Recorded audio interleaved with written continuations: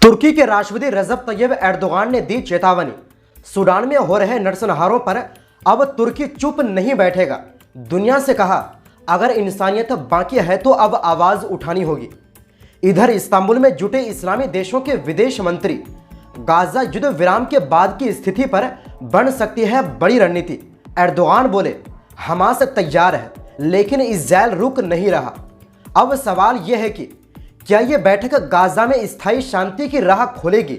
जानेंगे इसमें किस मुद्दे पर चर्चा होगी। लेकिन दूसरी ओर अमेरिकी राष्ट्रपति ट्रंप ने वेनेजुएला के राष्ट्रपति को लेकर ऐसा बयान दिया है जिसने हंगामा खड़ा कर दिया।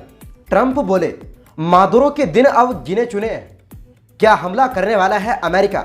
और इसी के साथ चीन कर रहा न्यूक्लियर टेस्टिंग। ट्रंप के विस्फोटक दावे पर बीजिंग से आया रिएक्शन। तो बिना समय गंवाए खबरों की शुरुआत करते हैं। दोस्तों, तुर्की के राष्ट्रपति रजब तैयब एर्दोगान ने सोमवार को कहा कि उनका देश सूडान के शहर अल फशर में हो रहे नरसंहारों पर चुप नहीं रह सकता। उन्होंने जोर देकर कहा कि सूडान की क्षेत्रीय अखंडता, संप्रभुता और स्वतंत्रता की रक्षा जरूरी है। एर्दोगान ने ये बात इस्लामिक सहयोग संगठन ओआईसी की आर्थिक और वाणिज्यिक सहयोग पर स्थायी समिति की 41वीं बैठक के उद्घाटन के दौरान इस्तांबुल सम्मेलन केंद्र में कही। उन्होंने कहा, कोई भी इंसान जिसके दिल में जरा भी इंसानियत बाकी है वो अल फशर में आम नागरिकों के खिलाफ हो रहे नरसंहारों को स्वीकार नहीं कर सकता। हम इन अत्याचारों पर खामोश नहीं रह सकते। एर्दोगान ने दोहराया कि सूडान की भूमि की एकता, उसकी संप्रभुता और स्वतंत्रता की रक्षा होनी चाहिए और तुर्की को सूडानी जनता के साथ खड़ा रहना चाहिए। दरअसल अल फशर जो सूडान के पश्चिमी क्षेत्र दारफुर की राजधानी है, इस समय बेहद खराब मानवीय हालात से गुजर रहा है। पिछले महीने रैपिड सपोर्ट फोर्सेज आरएसएफ ने इस शहर पर कब्जा कर लिया था, जिसके बाद से भारी अत्याचार, हत्याएं, महिलाओं के साथ यौन हिंसा और बड़े पैमाने पर पलायन की खबरें सामने आई है। संयुक्त राष्ट्र यूएन के मुताबिक हजारों नागरिक अल फशर से पैदल भागकर 60 किलोमीटर दूर स्थित तवाइला कस्बे की ओर जा रहे हैं, जिसे अब मौत का रास्ता कहा जाने लगा है। भागते हुए लोग भूख, प्यास और लगातार हो रहे हमलों का सामना कर रहे हैं। वहीं दूसरी ओर दोस्तों, तुर्की के शहर इस्तांबुल में सोमवार इस्लामी देशों के विदेश मंत्री एक खास बैठक के लिए इकट्ठा हो रहे हैं।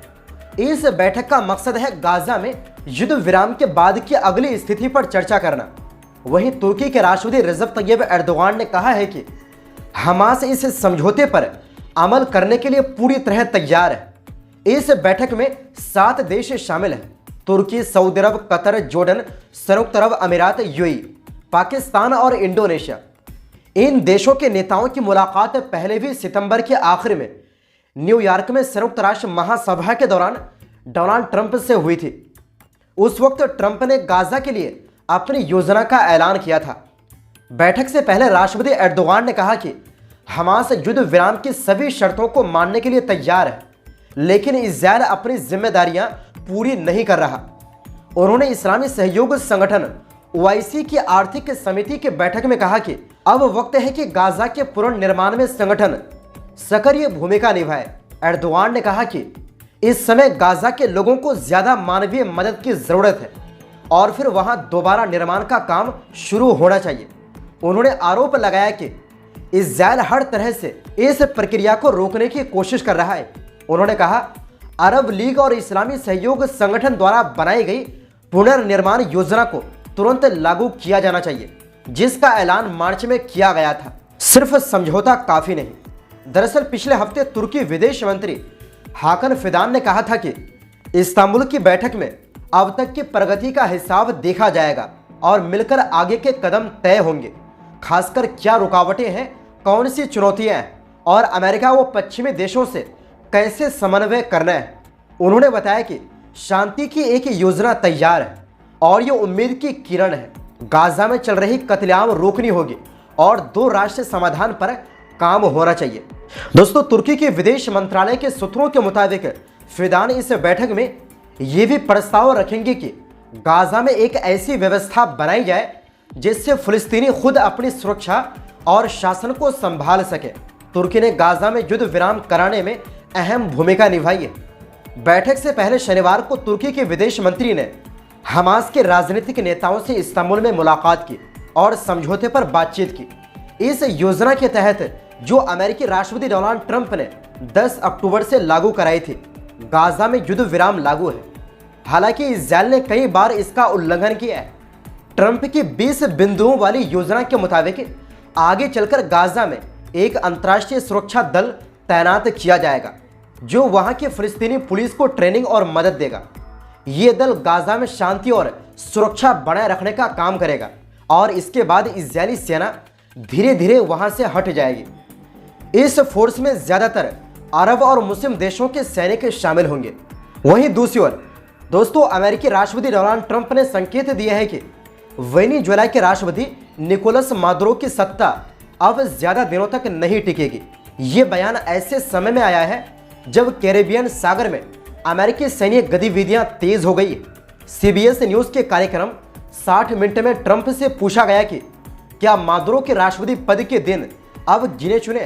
ट्रंप ने जवाब दिया, हाँ, मुझे लगता है ऐसा ही है। हालांकि उन्होंने वेनेजुएला पर सैन्य हमले की संभावना को खारिज किया और कहा, मैं ऐसा करने की ओर झुकाव नहीं रखता। ट्रंप ने यह भी नहीं बताया कि क्या अमेरिका वेनेजुएला पर लैंड स्ट्राइक की योजना बना रहा है या नहीं। उन्होंने बस इतना कहा कि मैं इस बारे में कुछ नहीं कहूंगा। दरअसल पिछले शुक्रवार को भी ट्रंप ने उन मीडिया रिपोर्टों का खंडन किया था जिनमें कहा गया था कि अमेरिका वेनेजुएला के सैन्य ठिकानों पर हमले करने वाला है। उन्होंने कहा, मैंने इस पर कोई फैसला नहीं लिया है। कई अमेरिकी मीडिया संस्थानों ने रिपोर्ट किया था कि ट्रंप प्रशासन नार्को टेररिज्म यानी ड्रग आतंकवाद के खिलाफ युद्ध के तहत वेनेजुएला के सैन्य ठिकानों पर हमले करने की योजना बना रहा है। वाशिंगटन का आरोप है कि मादुरो कार्टेल डा लॉस सोलेस नाम के एक ड्रग सिंडिकेट का नेतृत्व करते हैं। जुलाई में अमेरिका ने इस संगठन को ग्लोबल टेररिस्ट घोषित कर दिया था।